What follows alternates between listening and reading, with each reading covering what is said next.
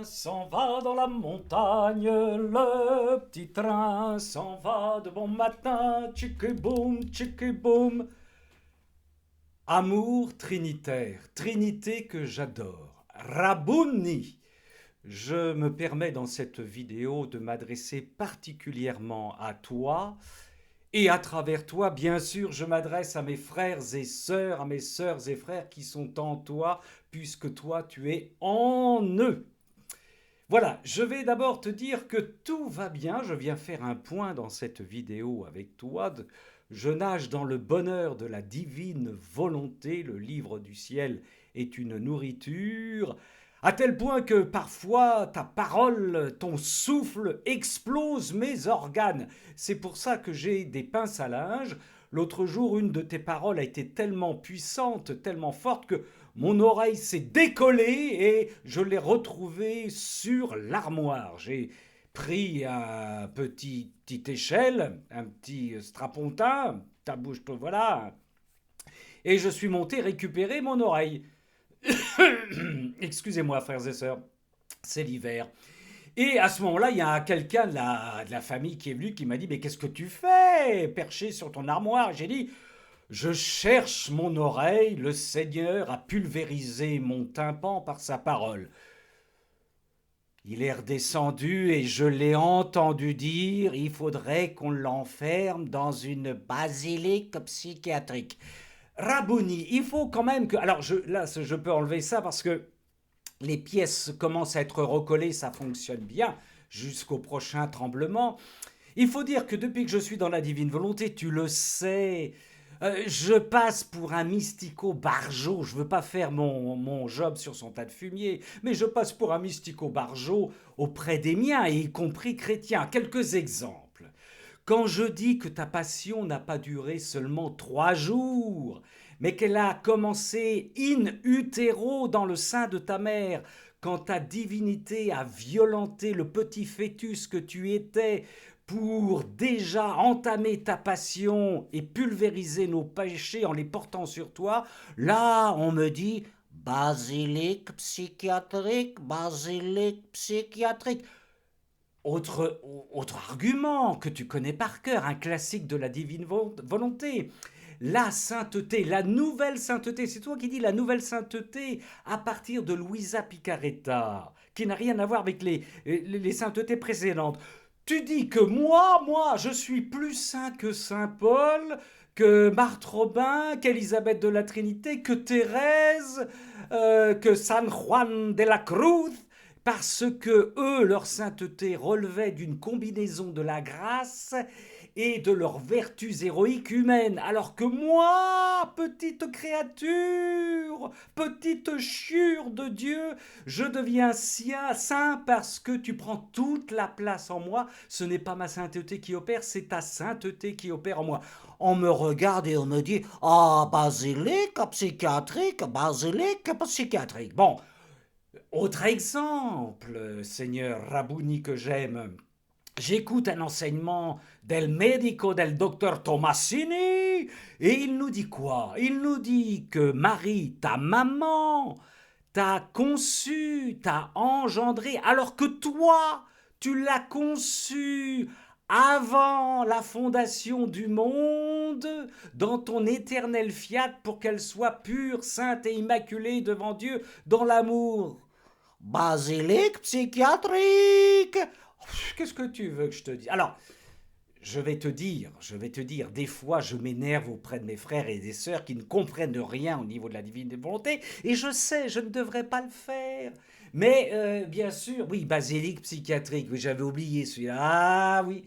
Et je ne devrais pas le faire, mais j'essaye de passer en force. On ne devrait jamais passer en force. Et l'autre jour, en réunion pastorale, enfin presbytérale plutôt, avec toute l'équipe, je leur dis: je vais vous faire une démonstration de divine volonté. Alors là, ils sont gentils, ils sont très gentils, ils m'ont dit: on va laisser le mystico Barjo s'exprimer. Je leur ai dit: regardez bien, je vais vous faire un clin d'œil. Là, bon, ce clin d'œil a été commandé par mon cerveau, actionné par mes nerfs et par les muscles. C'est un clin d'œil de volonté humaine. Maintenant, si je dis, Seigneur, viens en moi, par moi, avec moi, faire ce clin d'œil. Ce clin d'œil devient un acte divin et éternel. Basilique psychiatrique. Bon, alors, il faut dire que le curé de l'équipe paroissiale, qui est un saint homme, qui est très calme, très pondéré, qui en a vu d'autres, m'a dit Ramon, faudrait peut-être penser à prendre du repos. Tu peux pendant un certain temps ne plus t'occuper de l'équipe d'accompagnement des obsèques. On pourrait te donner une nouvelle mission. Par exemple, accompagner les malvoyants de la paroisse. Et puis à ce moment-là, il y a Malika, 94 ans, qui lui coupe la chic et qui lui dit Ramon, si tu veux améliorer tes chants pendant la chorale, viens chez moi, je vais te donner des cours particuliers. Qu'est-ce que tu veux, Seigneur? Qu'est-ce que tu veux? Ça devient dramatique pour le mystico barjo que je suis. Et pourtant, il faut en plus que j'aborde l'objet de cette vidéo. La question de fond, fondamentale et hautement théologique est la suivante.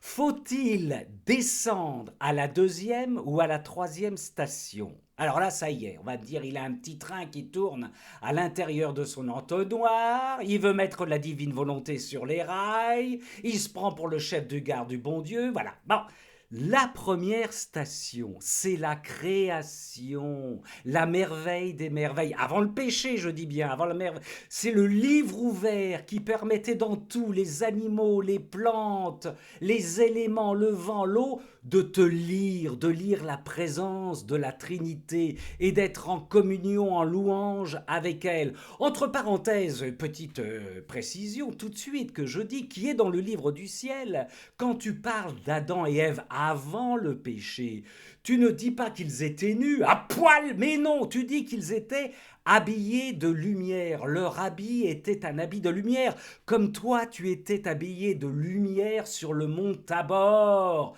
quand tu étais transfiguré. Alors après, évidemment, après le péché, quand ils ont goûté à l'arbre de la connaissance c'est l'arbre de la volonté humaine, là ils ont été obligés de s'habiller, mais avant il n'y avait pas de à poil, il faut que je me calme dans la jeunesse.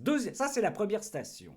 Deuxième station, comme la création était foutue en l'air à cause du péché, la rédemption, tu t'es fait pécher pour nous dès le sein de ta mère, pour nous sauver. Tu t'es fait pécher pour nous sauver par ta passion, 33 ans de passion, afin d'essayer de nous reprendre. Alors là, évidemment, tout de suite, il y a des gens qui disent « On est sauvés, on est sauvés, oh, on est sauvés ». Ils écrivent ça sur les t-shirts.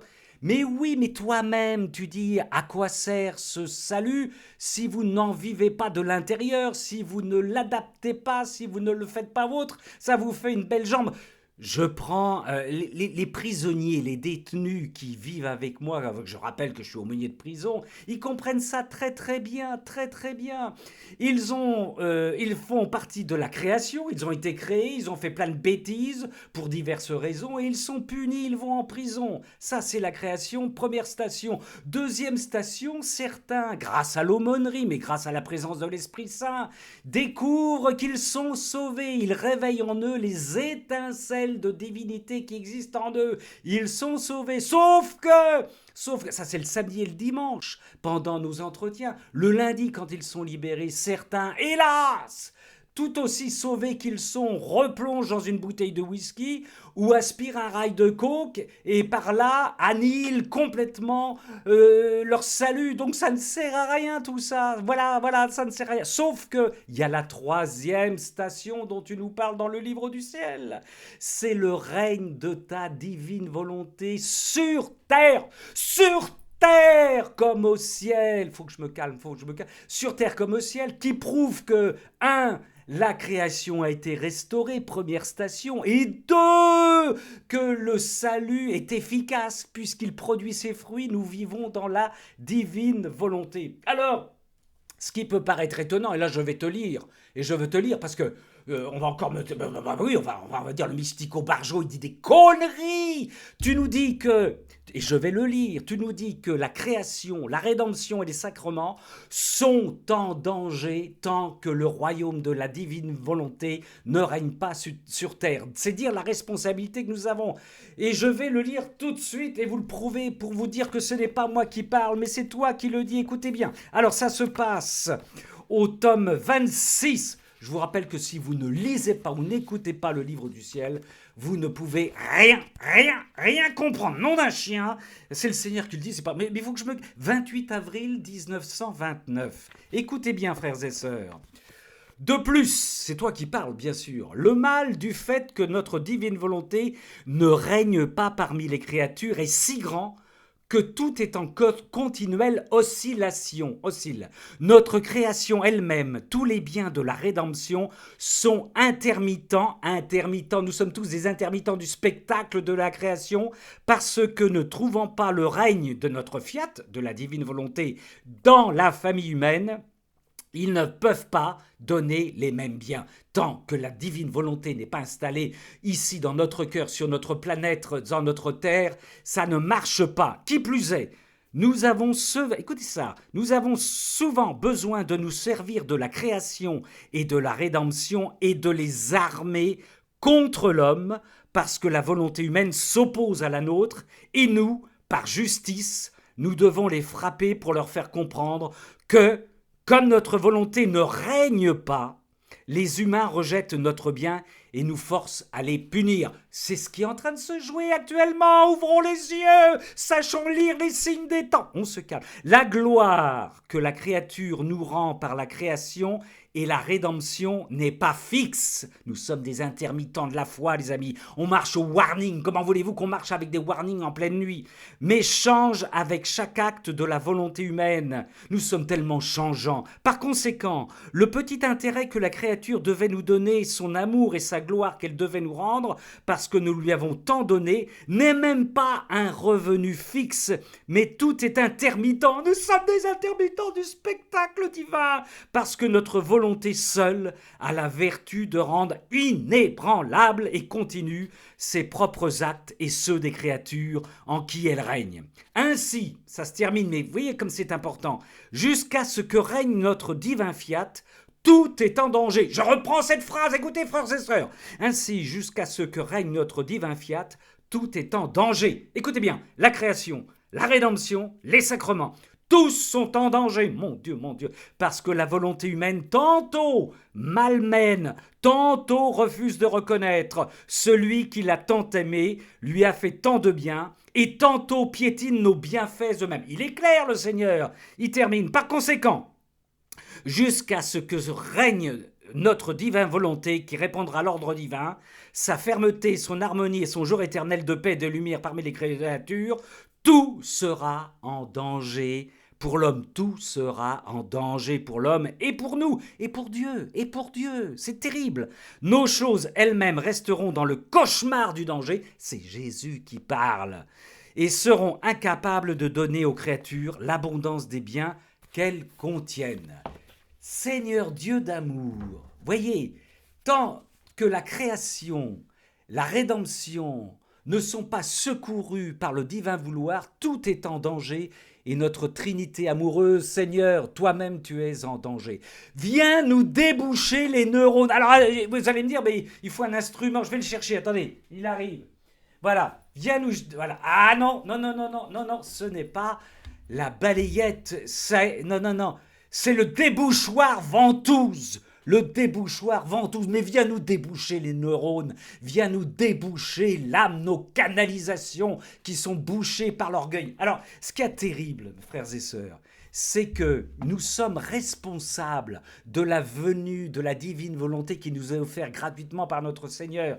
Il nous le dit, c'est pas moi qui parle, je termine là-dessus. Écoutez bien, c'est terrifiant. Si je la retrouve, ma petite feuille. Alors, c'est où? Aïe. Voilà, écoutez bien. Faut pas que je perde mon...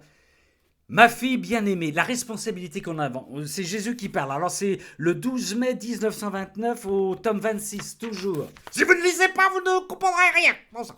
Chut, on se calme, on se... Mais l'heure est grave, les amis. Alors, ma fille bien-aimée, tu es mon espérance. Jésus nous dit à chacune et à chacun, pas qu'à Louisa, débouchons nos intelligences, nos âmes. Tu es mon espérance. L'espérance de ma divine volonté sur la terre, cette espérance qui ne dit pas doute, mais certitude, parce que son royaume est déjà présent en toi. Laissons le royaume venir en nous. Tes voix, tes prérogatives, tes narrations sont toutes des appartements pour mon divin fiat. En toi sont ses fondations, ses connaissances, et c'est pourquoi j'ai l'espérance que son royaume sera formé et se répandra sur la terre. Il ne faut pas descendre à la deuxième station. Et pericolosos pogersi. Il faut descendre à la troisième station, mes amis. Alors, Jésus, pour terminer, parce qu'il est temps que j'aille me calmer, j'avais cette proposition, tu vas me dire si mon idée, je la trouve géniale, je vais proposer ça à mon curé, voilà, à la prochaine réunion pastorale. Je vais lui dire que cet objet-là, hein, cette ventouse débouchoir, devrait devenir un instrument liturgique. C'est-à-dire, attends, je m'explique. Y a le goupillon qui nous goupille, et puis moi je pense qu'avant d'être goupillonné, il faudrait qu'on soit débouché, et que seuls ceux qui sont débouchés puissent être goupillonnés. Qu'est-ce que t'en penses? C'est une idée géniale, ça. Moi je trouve que c'est une idée géniale, mon Jésus, mon roi. Hein? C'est un peu trop tôt. C'est un peu trop tôt. Ah, c'est un peu trop tôt. D'accord. Il faut attendre Vatican. Faut attendre Vatican 3. Oui, si Vatican existe toujours. Bon, d'accord. Ben, je vais attendre alors, hein. Je vais attendre. Le petit train s'en va dans la montagne. Le petit train s'en va de bon matin. Tchiki boum, tchiki boum. Le petit train s'en va dans la montagne. Fiat, fiat, fiat, fiat, fiat, fiat, fiat, fiat, fiat, fiat. Sœurs et frères, soyez bénis.